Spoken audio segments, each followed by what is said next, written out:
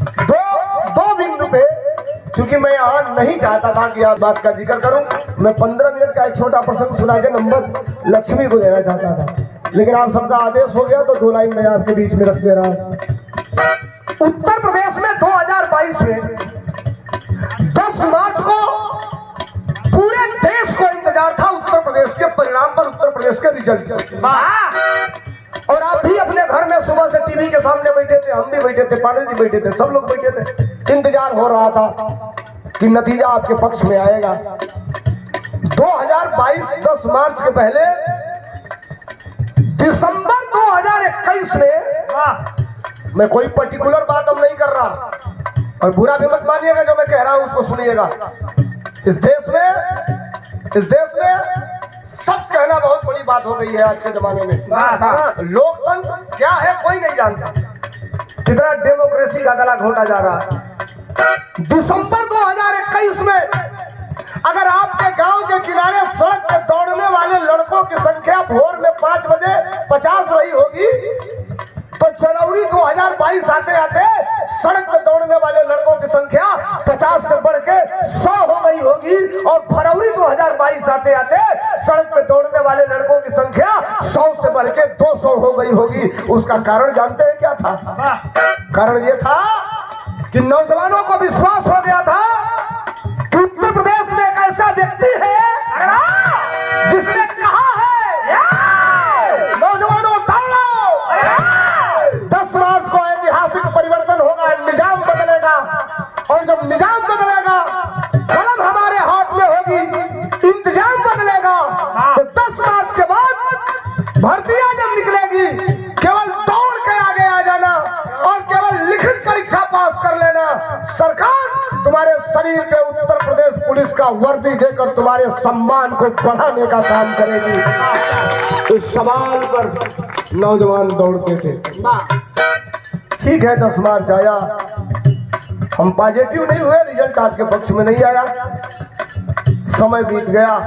और पांडे जी, छोटी मुंह बड़ी बात नहीं, कुछ लोगों को हजम नहीं होता है जब मैं ये कहता हूं। गुरुजी, 10 मार्च के बाद उत्तर प्रदेश में सबसे ज्यादा सोशल मीडिया पे कोई नौजवान ट्रोल हुआ था, ट्रोल, तो वो धर्मेंद्र सोलंकी था।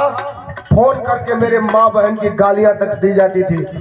15 मार्च के बाद और 25 मार्च तक फोन होता था, कहां से कर रहे हैं मैं नहीं जानता, एक घंटी आई नहीं उठाया, दूसरा में उठाया हेलो, तो सबसे पहले मुझे गाली दी जाती थी और कहा जाता था अब काहे नहीं गा रहे हो। रोज गा रहे थे सुल्तान बदलने वाला है, रफ्तार बढ़ने वाली है।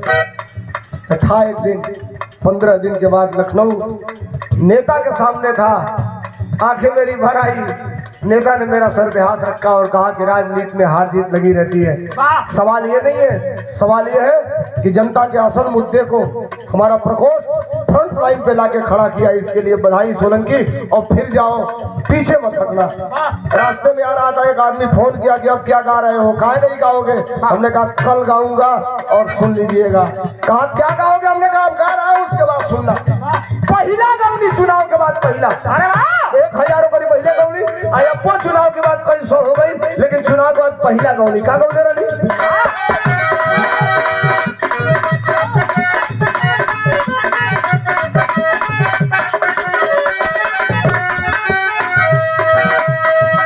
जबले बाजान यही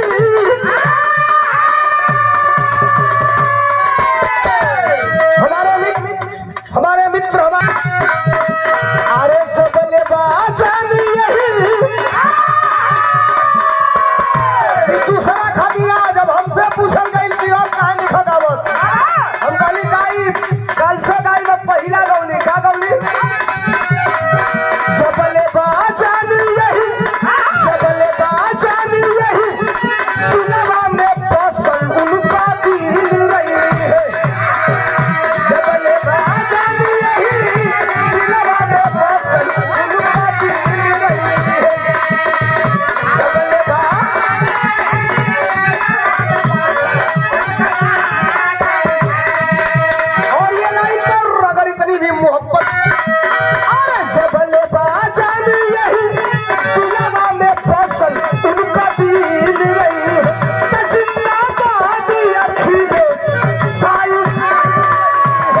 जिंदा